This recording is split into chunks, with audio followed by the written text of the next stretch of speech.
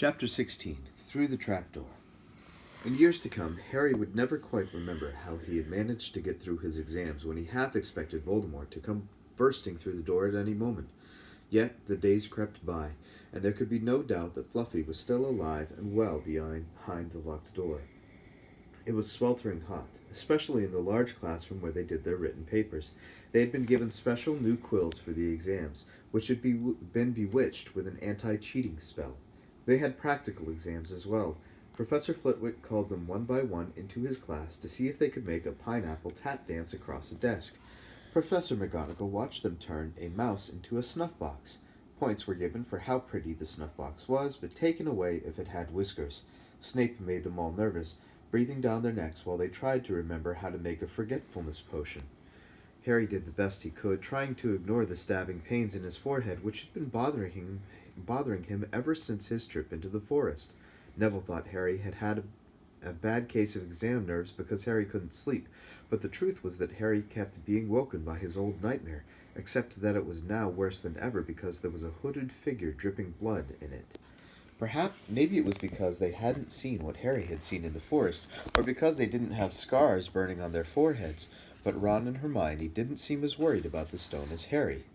The idea of Voldemort certainly scared them, but he didn't keep visiting them in dreams, and they were so busy with their studying, they didn't have much time to fret about what Snape or anyone else might be up to.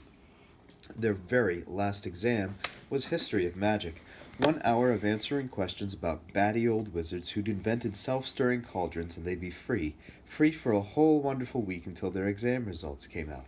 When the ghost of Professor Binns told them to put down their quills and roll up their parchment, Harry couldn't help cheering with the rest. "That was far easier than I thought it would be," said Hermione as they joined the crowds flocking out onto the sunny grounds. "I needn't have learnt about the 1637 Werewolf Code of Conduct or the uprising of Elfric the Eager." Hermione always liked to go through their exam papers afterward, but Ron said this made him feel ill, so they wandered down to the lake and flopped under a tree.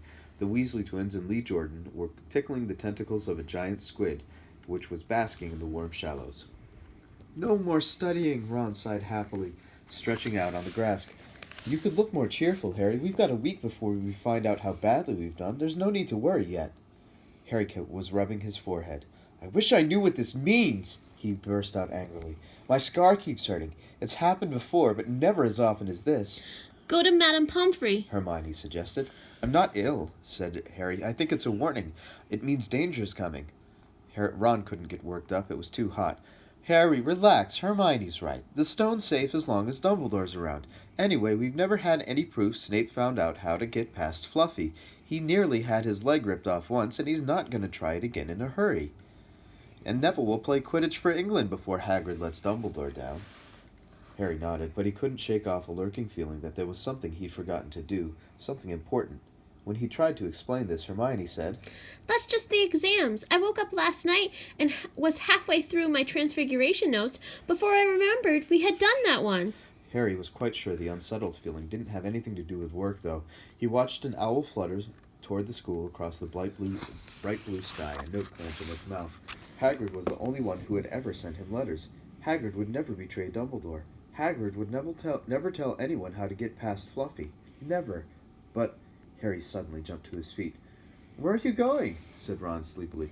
"I've just thought of something," said Harry. He had turned white. "We've got to go see Hagrid, now," "Why?" panted Hermione, hurrying to keep up.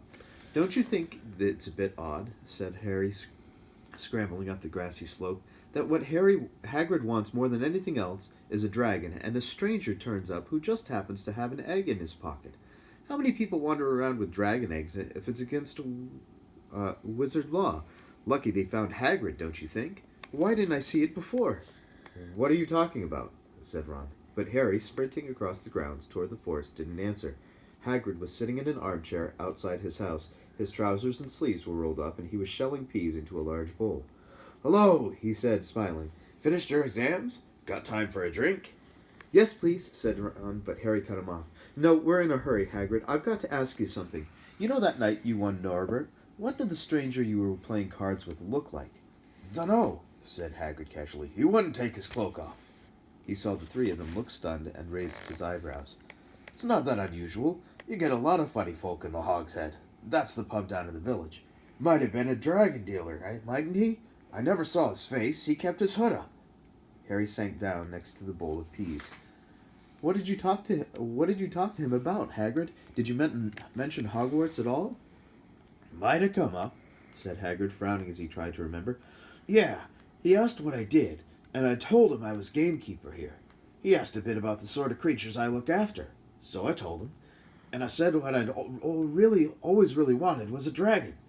And then, I can't remember too well, because he kept buying me drinks. Let's see. Yeah, then he said he had the dragon egg, and we could play cards for it if I wanted.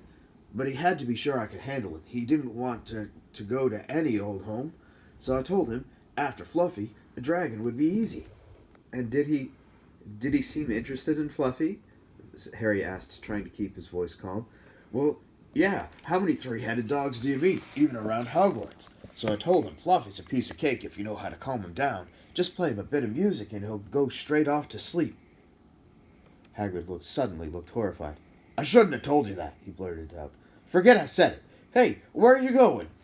Harry, Ron, and Hermione didn't speak to each other at all until they came to a halt in the entrance hall, which seemed very cold and gloomy after the grounds. We've got to go to Dumbledore, said Harry. Hagrid told that stranger how to get past Fluffy, and it was either Snape or Voldemort under that cloak. It must have been easy once he'd got Hagrid drunk. I just hope Dumbledore believes us. Firenze might back us up if Bane doesn't stop him. Where's Dumbledore's office? They looked around, as if hoping to see a sign pointing them in the right direction. They had never been told where Dumbledore lived, nor did they know anyone who had been sent to see him. We'll just have to... Harry began, but a voice suddenly rang across the hall. What are you three doing inside? It was Professor McGonagall carrying a large pile of books. We want to see Professor Dumbledore, said Hermione, rather bravely, Harry and Ron thought. See Professor Dumbledore? Professor McGonagall repeated, as though this was a very fishy thing to want to do. Why? Harry swallowed. Now what? It's sort of secret, he said, but he wished at once he hadn't, because Professor McGonagall's nostrils flared. Professor Dumbledore left 10 minutes ago, she said coldly. He received an urgent owl from the Ministry of Magic and flew off for London at once. He's gone, said Harry frantically. Now? Professor Dumbledore is a very great wizard, Potter. He has demands on his time. But this is important. Something you have to say is more important than the Ministry of Magic, Potter. Look, said Harry, throwing caution to the winds. Professor, it's about the Sorcerer's Stone. Whatever Professor McGonagall had expected, it wasn't that. The books she was carrying tumbled out of her arms, but she didn't pick them up. How do you know? Professor, I know that someone's going to try and steal the stone. I've got to talk to Professor Dumbledore. She eyed him with a mixture of shock and suspicion. Professor Dumbledore will be back tomorrow, she said finally. I don't know how you found out about the stone, but rest assured no one could possibly steal it. It's too well protected. But Professor... Potter, I know what I'm talking about, she said shortly. She bent down and gathered up all the fallen books. I suggest you all go back outside and enjoy the sunshine. But they didn't. It's tonight, said Harry, once he was sure Professor McGonagall was out of earshot. Snape's going through the trapdoor tonight. He's found out everything he needs, and now he's got Dumbledore out of the way. He sent that note. I bet the Ministry of Magic will get a real shock when Dumbledore turns up. But what can we... Hermione gasped. Harry and Ron wheeled around. Snape was standing there. Good afternoon, he said smoothly. They stared at him. You shouldn't be inside on a day like this, he said, with an odd twisted smile. Harry began without any idea what he was going to say. You want to be more careful, said Snape. Hanging around like this, people will think you're up to something. And Gryffindor really can't afford to lose any more points, can it? Harry flushed. They turned to go outside, but Snape called them back. Be warned, Potter. Any more nighttime wanderings, and I will personally make sure you are expelled. Good day to you. He strode off in the direction of the staff room. Out on the stone steps, Harry turned to the others. Right, here's what we've got to do, he whispered urgently. One of us has got to keep an eye on Snape. Wait outside the staff room and follow him if he leaves it. Hermione, you better do that. Why me? It's obvious, said Ron. You could pretend to be waiting for Professor Flitwick, you know. He put on a high voice. Oh, Professor Flitwick, I'm so worried. I think I got question 14B wrong. Oh, shut up, said Hermione, but she agreed to go and watch out for Snape. And we'd better stay outside the third-floor corridor, Harry told Ron. Come on. But that part of the plan didn't work. No sooner had they reached the door separating Fluffy from the rest of the school than Professor McGonagall turned up again, and this time she lost her temper. I suppose you think you're harder to get past than a pack of enchantments? She stormed. Enough of this nonsense. If I hear you've come anywhere near here again, I'll take another 50 points from Gryffindor. Yes, Weasley, from my own house. Harry and Ron went back to the common room. Harry had just said, "At least Hermione's on Snape's tail," when the portrait of the fat lady swung open and Hermione came in. I'm sorry, Harry. She wailed. Snape came out and asked me what I was doing, so I said I was waiting for Flitwick, and Snape went to get him, and I've only just gotten away. Don't know where Snape went. Well, that's it then, isn't it? Said Harry. The other two stared at him. He was pale, and his eyes were glittering. "I'm going out of here tonight, and I'm going to try and get the stone first." "You're mad," said Ron. You can't, Said Hermione. After what McGonagall and Snape have said, you'll be expelled. "So what?" said Harry shouted. "Don't you understand? If Snape gets a hold of the stone, Voldemort's coming back. Haven't you heard what it was like when he was trying to take over? There won't be any Hogwarts to get expelled from. He'll flatten it or turn it into a school for the dark arts. Losing points doesn't matter anymore, can't you see? Do you think he'll leave you and your families alone if Gryffindor wins the House Cup? If I get caught before I can get to the stone, well, I'll have to go back to the Dursleys and wait for Voldemort to find me there. It's only dying a bit later than I would have, because I'm never going over to the dark side. I'm going through that trapdoor tonight, and nothing you say is going to stop me. Voldemort killed my parents, remember?" He glared at them. You're right, Harry. Said Hermione in a small voice. "I'll use the invisibility cloak," said Harry. "It's just lucky I got it back." "But will it cover all three of us?" said Ron. All three of us? "Oh, come off it. You don't think we'd let you go alone?" Of course not, said Hermione briskly. How do you think you'd get to the stone without us? I'd better go and look through my books. There might be something useful. "But if we get caught, you two will be expelled too," Not if I can help it. said Hermione grimly. Flitwick told me in secret that I got 112% on his exam. They're not throwing me out after that. After dinner, the three of them sat nervously apart in the common room. Nobody bothered them. None of the Gryffindors had anything to say to Harry anymore. After all, this was the first night he hadn't been upset by it. Hermione was skimming through all her notes, hoping to come across one of the enchantments they were about to try to break. Harry and Ron didn't talk much. Both of them were thinking about what they were about to do. Slowly, the room emptied as people drifted off to bed. "Better get the cloak," Ron muttered as Lee Jordan finally left, stretching and yawning. Harry ran upstairs to their dark dormitory. He pulled out the cloak, and then his eyes fell on the flute Hagrid had given him for Christmas. He pocketed it to use on Fluffy. He didn't feel much like singing. He ran back down to the common room. "Well, we'd better put the cloak on here, and make sure it covers all three of us. If Filch spots one of our feet wandering along on its own..." "What are you doing?" said a voice from the corner of the room. Neville appeared from behind an armchair, clutching Trevor the Toad, who looked as though he'd been making another bid for freedom. "Nothing, Neville, nothing," said Harry, hurriedly putting the cloak behind his back. Neville stared at their guilty faces. "You're going out again," he said. No, said Hermione. No, we're not. Why don't you go to bed, Neville? Harry looked at the grandfather clock by the door. They couldn't afford to waste any more time. Snape might even now be playing Fluffy to sleep. "You can't go out," said Neville. "You'll be caught again. Gryffindor will be in even more trouble." You don't understand," said Harry. "This is important." But Neville was clearly steeling himself to do something desperate. "I won't let you do it," he said, hurrying to stand in front of the portrait hole. I'll fight you." "Neville!" Ron exploded. "Get away from that hole and don't be an idiot." "Don't you call me an idiot," said Neville. "I don't think you should be breaking any more rules. And you were the one who told me to stand up to people." "Yes, but not to us," said Ron in exasperation. "Neville, you don't know what you're doing." He took a step forward. Neville dropped Trevor the Toad, who leapt out of sight. "Go on, then. Try and hit me," said Neville, raising his fists. "I'm ready." Harry turned to Hermione. "Do something," he said desperately. Hermione stepped forward. Neville, She said. I'm really, really sorry about this. She raised her wand. Particulus totalis. She cried, pointing it at Neville.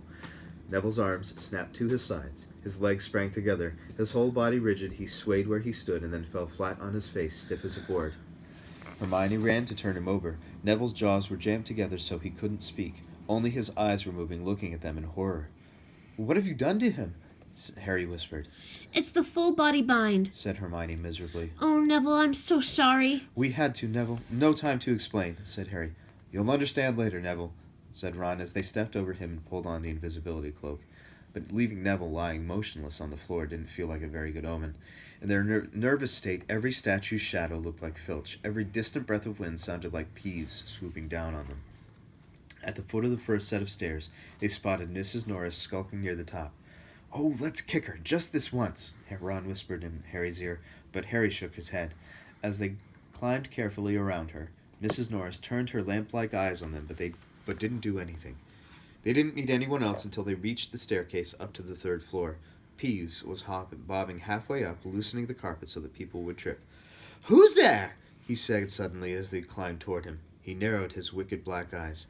Know you're there, even if I can't see you. Are you ghouly or ghosty or wee student beastie? He rose up in the air and floated there, squinting at them. Should call Filch, I should, if something's creeping around unseen. Harry had a sudden idea. Peeves, he said in a hoarse whisper, the Bloody Baron has his own reasons for being invisible. Peeves almost fell out of the air in shock. He caught himself in time and hovered about a foot off the stairs. So sorry, your bloodiness, Mr. Baron, sir, he said greasily. My mistake. Didn't see you. Of course I didn't. You're invisible. Forgives old Peevesy his little joke, sure. Sir, I have business here, Peeves, croaked Harry. Stay away from this place tonight. I will, sir. I most certainly will, said Peeves, rising up in the air again. Hope your business goes well, Baron. I'll not bother you. And he scooted off. Brilliant, Harry, whispered Ron. A few seconds later they were there, outside the third-floor corridor, and the door was already ajar. Well, there you are, said Harry quietly. Snape's already got past Fluffy. Seeing the open door somehow seemed to impress upon all three of them what was facing them. Underneath the cloak, Harry turned to the other two. If you want to go back, I won't blame you, he said. You can take the cloak. I won't need it now. Don't be stupid, said Ron. We're coming, said Hermione. Harry pushed the door open. As the door creaked, low, rumbling growls met their ears. All three of the dogs' noses sniffed madly in their direction, even though it couldn't see them. What's that at its feet? Hermione whispered. Looks like a harp, said Ron. Snape must have left it there. It must wake up the moment you stop playing, said Harry. Well, here goes. He put Hagrid's flute to his lips and blew. It wasn't really a tune, but from the first note the beast's eyes began to droop.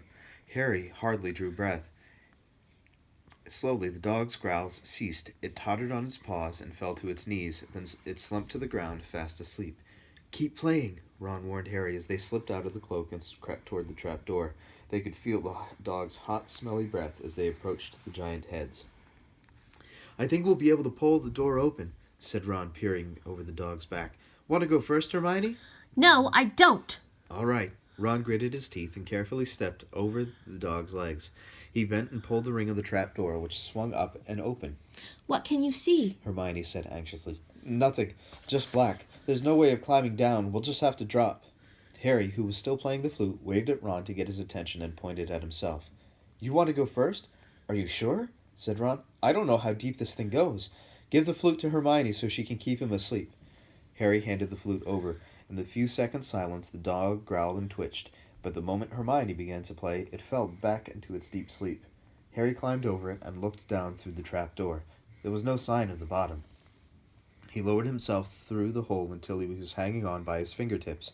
Then he looked up at Ron and said, If anything happens to me, don't follow. Go straight to the Owlery and send Hedwig to Dumbledore, right? Right, said Ron. See you in a minute, I hope. And Harry let go. Cold, damp air rushed past him as he fell down, down, down, and flump. With a funny sort of muffled thump, he landed on something soft. He sat up and felt around, his eyes not used to the gloom. It felt as though he was sitting on some sort of plant. It's okay, he called up to the side of a postage stamp, which was the open trapdoor. It's a soft landing. You can jump. Ron followed right away. He landed, sprawled next to Harry. What's this stuff? Were his first words. Dunno, some sort of plant thing. I suppose it's here to break the fall. Come on, Hermione. The distant music stopped. There was a loud bark from the dog, but Hermione had already jumped. She landed on Harry's other side. We must be miles under the school. Luckily, this plant thing's here, really, said Ron.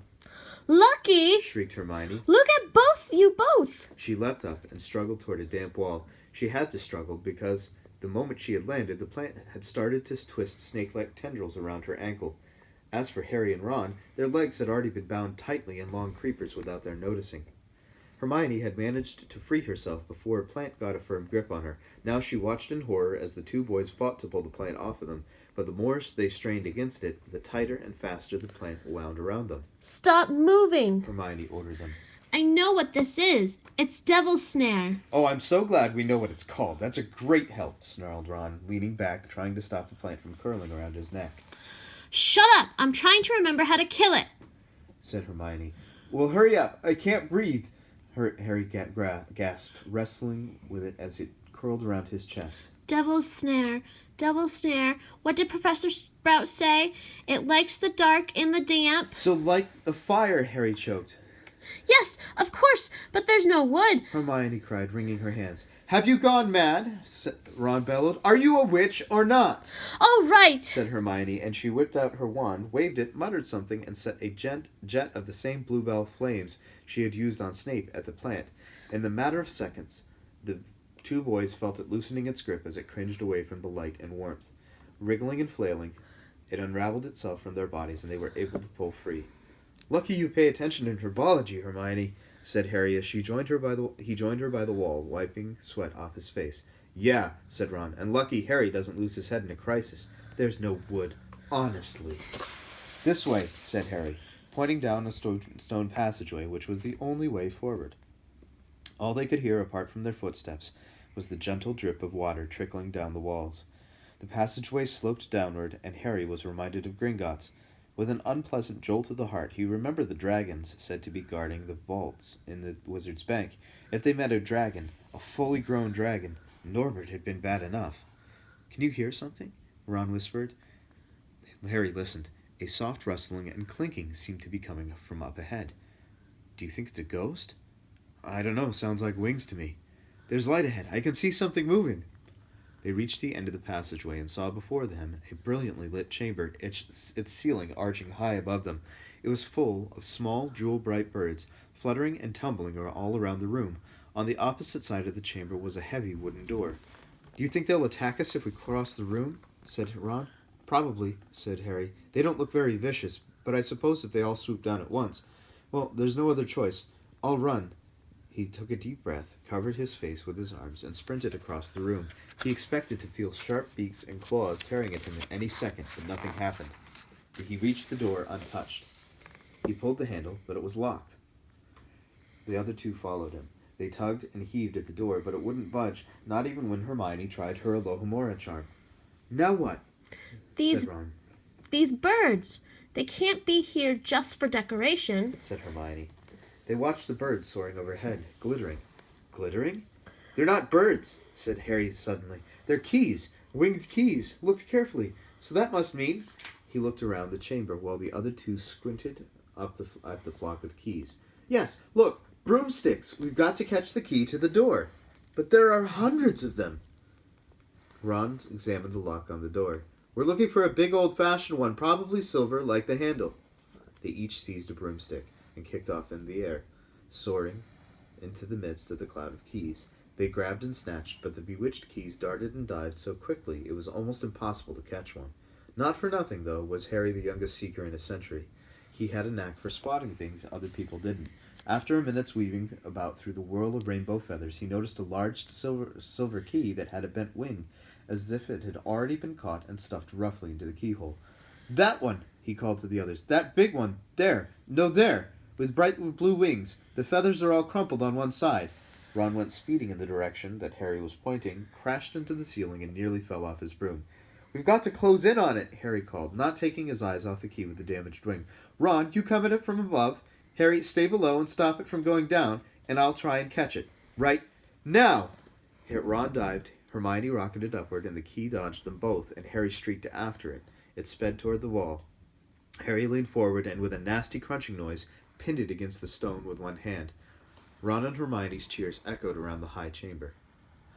They landed quickly, and Harry ran to the door, the key struggling in his hand. He rammed it into the lock and turned. It worked. The moment the lock had clicked open, the key took flight again, looking very battered now that it had been caught twice. "Ready?" Harry asked the other two, his hand on the door handle. They nodded. He pulled the door open. The next chamber was so dark they couldn't see anything at all, but as they stepped into it, light suddenly flooded the room to reveal an astonishing sight. They were standing on the edge of a huge chessboard behind the black chessmen, which were all taller than they were and carved from what looked like black stone. Facing them, way across the chamber, were the white pieces. Harry, Ron, and Hermione shivered slightly. The towering white chessmen had no faces. "Now what do we do?" Harry whispered. "It's obvious, isn't it?" said Ron. "We got to play our way across the room." Behind the white pieces they could see another door. How? Said Hermione nervously. "I think," said Ron, "we're going to have to be chessmen." He walked up to a black knight and put out his hand to touch the knight's horse. At once the stone sprang to life. The horse pawed the ground, and the knight turned his helmeted head to look down at Ron. "Do we have to join you to get across?" The black knight nodded. Ron turned to the other two. "This needs thinking about," he said. "I suppose we've got to take the place of 3 of the black pieces." Harry and Hermione stayed quiet, watching Ron think. Finally he said, "Now, don't be offended or anything, but neither of you are that good at chess." "We're not offended," said Harry quickly. Just tell us what to do." "Well, Harry, you take the place of that bishop, and Hermione, you go next to him instead of that castle." What about you? "I'm going to be a knight," said Ron. The chessmen seemed to have been listening, because at these words a knight, a bishop, and a castle turned their backs on the white pieces and walked off the board, leaving 3 empty squares that Ron, Harry, and Hermione took. "White always plays first in chess," said Ron, peering across the board. "Yes, look." A white pawn had moved forward 2 squares. Ron started to direct the black pieces. They moved silently wherever he sent them. Harry's knees were trembling. What if they lost? "Harry, move diagonally 4 squares to the right." Their first real shock came when their other knight was taken. The white queen smashed him to the floor and dragged him off the board, where he lay quite still, face down. "Had to let that happen," said Ron, looking shaken. "Leaves you free to take that bishop. Hermione, go on." Every time one of their men was lost, the white pieces showed no mercy.